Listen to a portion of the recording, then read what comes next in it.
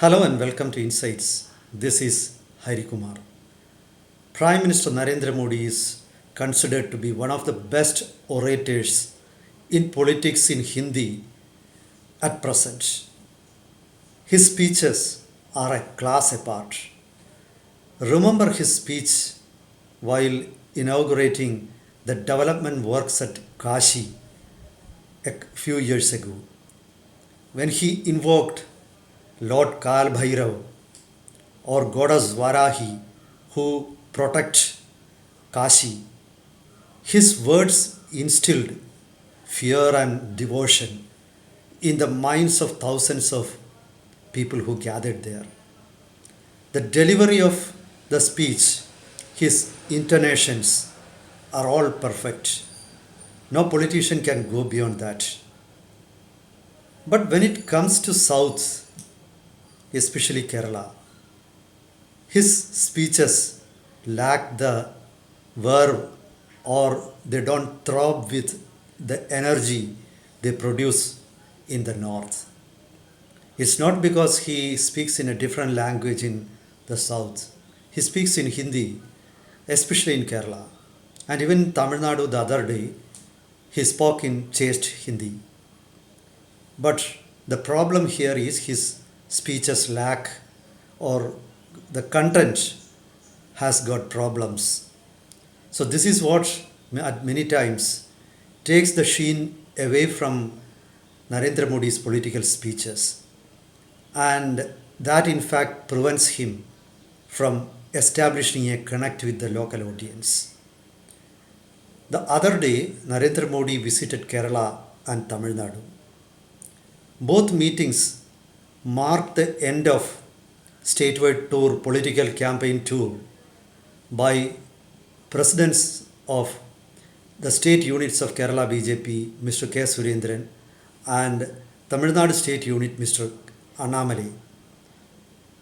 The speeches made by Prime Minister at Tirupur was excellent by compared to Kerala.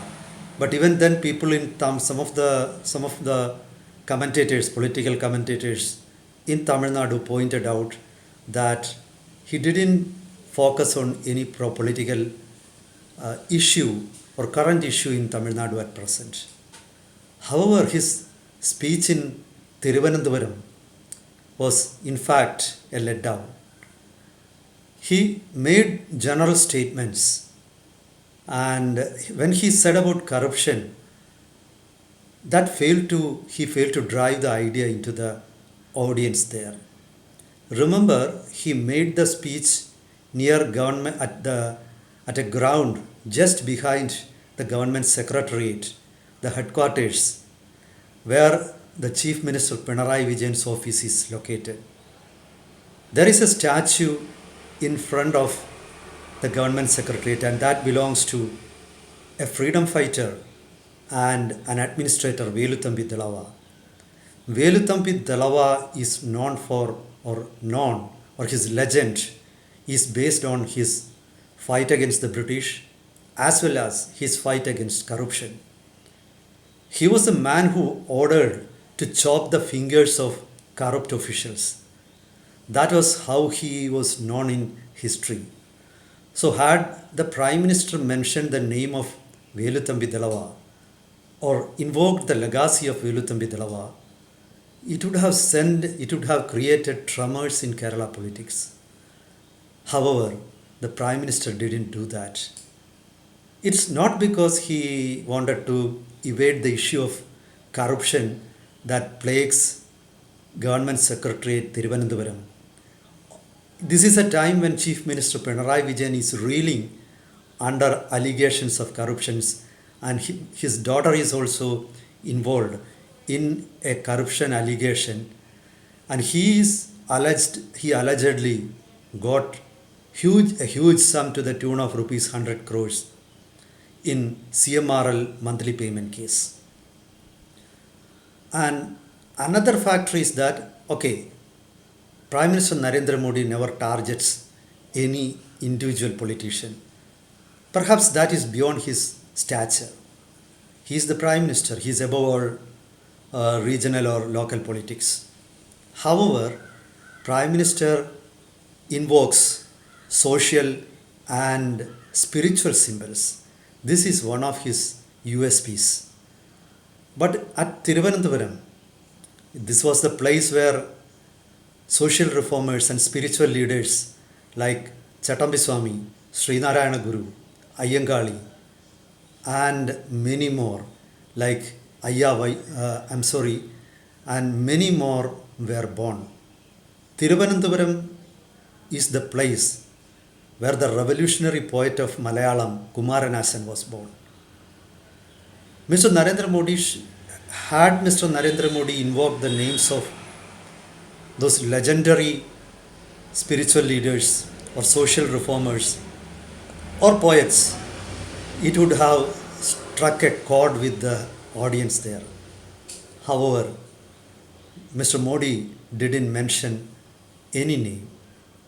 So, if we consider that Mr. Narendra Modi is not used to making allegations or criticisms at any particular political personality, that could be that everybody can understand that. So that could be considered as a graceful act from the Prime Minister of India. But leaving aside or failing to mention local heroes is like missing the bus. So there was an opportunity to strike a chord with the local audience. And if he wanted to make an strike a chord with the Hindutva crowd, definitely the Prime Minister should have mentioned the name of Swami Satyananda Saraswati, who single-handedly helped BJP to gain influence in Thiruvananthapuram. And he was one of the few spiritual leaders from Kerala who participated in the Ram Janmabhoomi movement, and he held an important position in the Sant group also. So considering all those aspects, he should have mentioned, and that would have easily resonated with the followers of Hindutva movement also in Thiruvananthapuram. Unfortunately, Narendra Modi's speeches in Kerala never mentions local heroes. This is surprising considering the meticulous way programs are charted by Narendra Modi and his office. When he visited Kerala last time, it was more than a year ago, at Kochi there was a meeting organized by state BJP, that was Yuvam meeting. In the Yuvam meeting also Narendra Modi made an inspiring speech, but however, some of the names mentioned by the Prime Minister or invoked by the Prime Minister didn't resonate with the local crowd. For example, he spoke about N.K. Damodaran Nair, Swadeshi Padmanabh Iyer. Actually, there is no freedom fighter by the name Swadeshi Padmanabh Iyer in Kerala. There was a freedom fighter by that name in Tamil Nadu, and some history books say he was born in Thiruvananthapuram, but he was raised and he worked in Tamil Nadu. However, I don't know why Narendra Modi mentioned such names. And Narendra Modi, it's not just mentioning that names.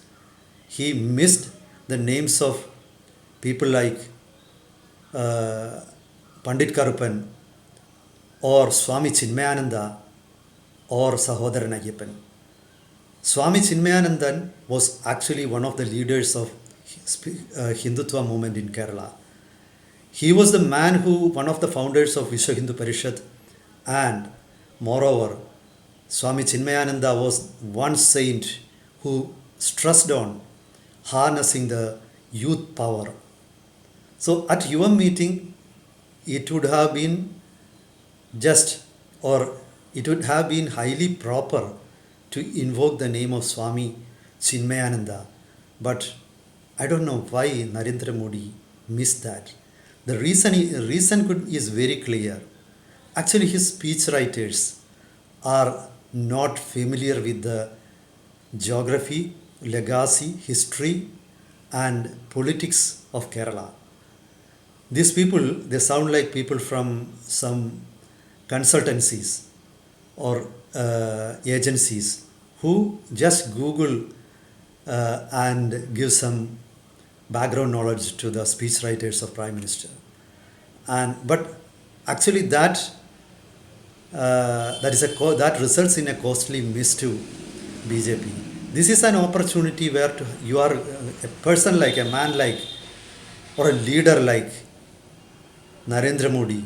When he invokes the names of famous personalities, he invokes local pride. When he speaks at Thrissur, he needs to mention the name of Shaktan Tamburan or Parkutti Nithyarama. Many people may be wondering who was Parkutti Nithyarama. Parkutti Nithyarama was the de facto ruler of Kochi. And when her husband was the king, she was actually controlling the day-to-day administration. And her importance is that she quadrupled the income of Kochi. The British was trying to take over Kochi as under their direct administration because of economic crisis faced by Kochi. And Parkutti Nithyarama single-handedly replenished the coffers of Kochi and prevented British from taking over. She was not just a ruler. She was one of the rulers of Kerala who actively supported the freedom movement also. She wholeheartedly supported Mahatma Gandhi despite the anger of British against it. So here was a personality who represented the woman power of Kerala. And unfortunately, Narendra Modi missed that also. When he stays at Thrissur or Thiruvananthapuram, one expects a statesman like Narendra Modi to invoke local pride. Thiruvananthapuram is the capital of Kerala and it was the capital of Travancore kings. That was the place where all major social reformers. You look at Chatambi Swami, he was the man who reformed Nair community, the second biggest caste in Kerala. Srinarayana Guru, he was the leader of, I am not confining him as an Irava leader. He was a leader of whole Hindus, but he was born among Iravas and he was the person who raised the pride of that community and reformed the whole Kerala society, Ayyankali. If you take the scheduled castes in Kerala, you can't find a leader of Ayyankali's stature. He made a permanent mark in the social and political realms of Kerala. Kumaranasan, he is considered to be one of the three most important poets, the poet trio of Kerala. So missing all those pride, failing to invoke the local pride at Thrissur, there it is the known as the cultural capital of Kerala. That was where a king like Shaktan Tamburan, who with an iron hand like Narendra Modi perhaps, brought prosperity to his small kingdom and protected his kingdom from the powerful neighbors of Travancore and Zamarin's Calicut. So one expects a statesman like Narendra Modi to invoke this pride and use it to create a wave and ride on the wave to victory when Thiruvananthapuram and Thrissur are the most important constituencies of Bharatiya Janata Party, where if there is a chance for his party to win from Kerala, that is at Thrissur and Thiruvananthapuram. And a leader of his stature missing such opportunities is unthinkable. It seems that he needs to invoke the local pride, recall the contributions of local heroes. As an orator and an administrator, Narendra Modi is unparalleled in India now. Even though his speeches may lack the energy and it failed to inspire local people, Narendra Modi's charisma and presence itself attracts thousands in Kerala. So it is for his speechwriters to use the opportunity to drive the message of his party to the public. An opportunity never comes twice. If they fail to do it, it is going to ruin the causes of BJP. That is for now. Meet you with another topic next time. Till then, goodbye.